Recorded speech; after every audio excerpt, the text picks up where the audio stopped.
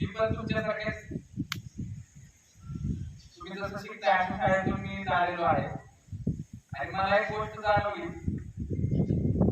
की जी कोणती शाळा असते आणि त्या शाळेचे जे क्रीडा शिक्षक असतात त्यांना सगळे मुलं घाबरतात. कारण क्रीडा शिक्षक कडक असतात, थोडी शिस्त लावतात. तसं सुविधा सरांचं आहे असं मला एक थोडं जाणवलं. कारण एक कडक स्वभावाचा शिक्षक प्रत्येक शाळेमध्ये असणं गरजेचं आहे. कारण काय आहे, त्याशिवाय मुलांना शिस्त पण लागत आहे. आणि ती भूमिका सुविधा सर योग्य ओळखत आहेत असं मला त्यांच्या बोलण्यातून त्यांच्या सर्व एक्सपिरियन्स मधून जाणवतं. तर आज मला तुमच्याशी जे हेतू सांगायचं आहे त्याचं मुख्य कारण म्हणजे काय आहे की आपल्याला चार गोष्टी मला सांगायच्या आहेत त्या खूप महत्वाच्या आहेत. सध्या आपण बघतोय, वाचतोय, ऐकतोय, पाहतोय, सध्या काही घटना घडत आहेत आपल्या देशामध्ये.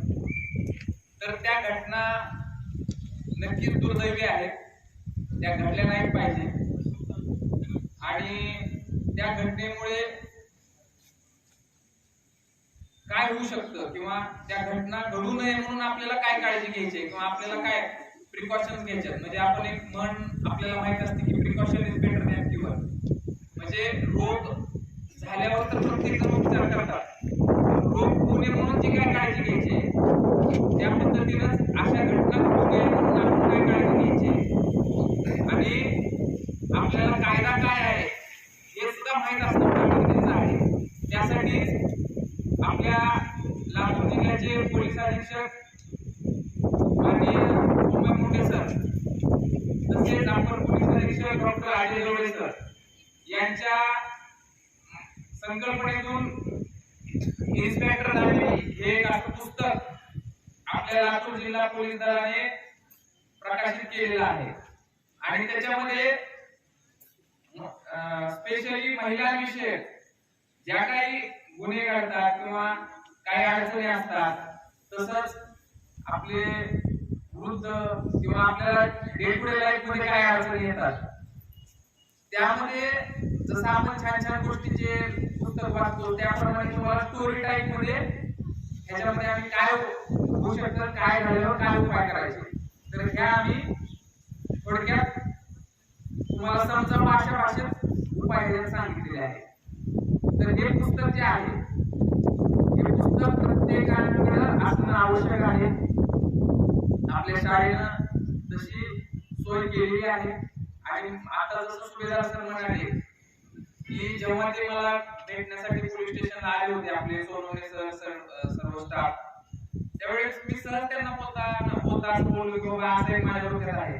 तर एका मिनिटाच्या आत त्यांनी त्या गोष्टीला होकार दिला आणि पुढची कारवाई पण केली. म्हणजे एक लक्षात घ्या, आज आपल्या महाविद्यालयाचं शाळेचं जे तुमच्याबद्दलचं जे कॉन्शियस आहे म्हणजे त्यांना जे तुमच्याबद्दल तुम्ही सिक्युअर राहणं गरजेचं आहे किंवा तुमची काळजी जी आहे ही फार त्यातून दिसून येते. आणि त्याबद्दल मी एकदा टाळ्या वाजवून शाळेचं अभिनंदन करतोय. सगळ्यांनी टाळ्या वाजवा. शेवटी काय आपण ज्या शाळेमध्ये शिकतोय, आपण ज्या शाळेमध्ये शिक्षण घेतोय त्या शाळेला आपली किती काळजी आहे हे यातून एक दिसून आलं. आणि एकदम घरगुती वातावरण मला जाणवलं. शेवटी शाळा कॉलेज म्हणल्यावर थोडी हसी मजाक पण असते, परंतु शिस्त पण गरजेची आहे. कारण आपण आपल्या जीवनाला सुद्धा जर शिस्त नसेल तर त्या जीवनाचा काही अर्थ नाही. म्हणजे मला यातून हे सांगायचं की शाळा तुमच्यासाठी 100% खूप चांगले योगदान देते.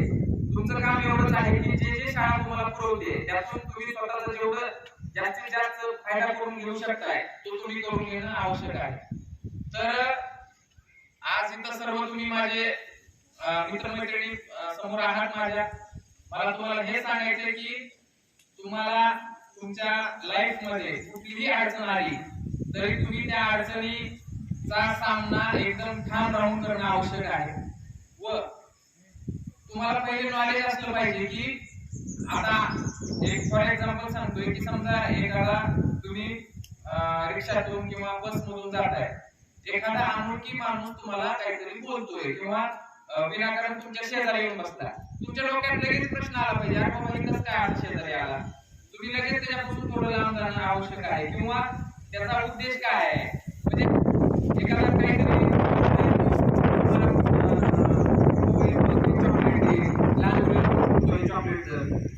मात्र मला हे सांगायचं की अनोळखी व्यक्तीकडून किंवा कुणी विनाकारण काहीतरी आपल्याला डोळवून दाखवतोय किंवा काहीतरी करतोय, तर त्यापासून सावध राहायचं.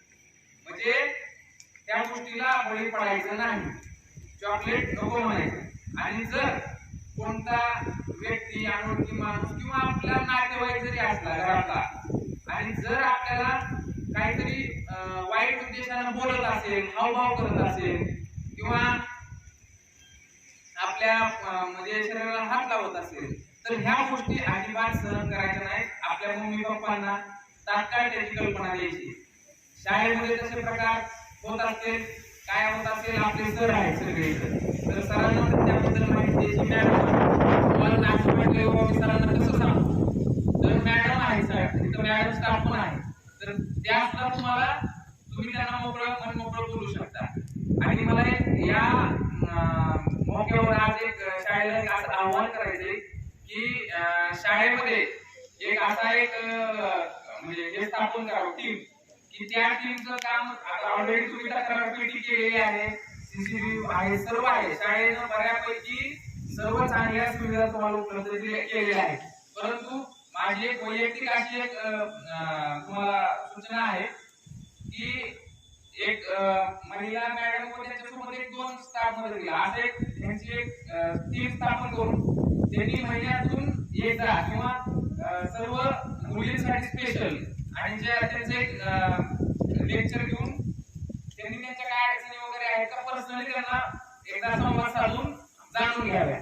त्यासाठी एक तुमची रेकॉर्डिंग टीम पण अजून मुलींना मोकळं, समजा मुलींना मला तर काय तुमच्या घरी जरी वाटल्या तरी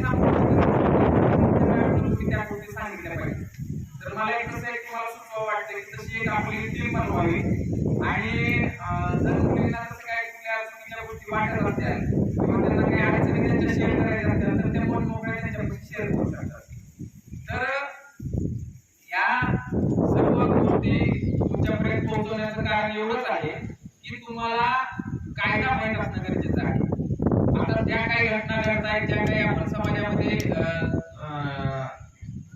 दुष्प्रवृत्ती किंवा नीच प्रवृत्तीची लोक आहेत असं समजून जे काय अशा चुकीच्या गोष्टी करतात, त्यांना कायदा तर 100% त्यांचं कायद्यानं त्याचे जे काही त्यांना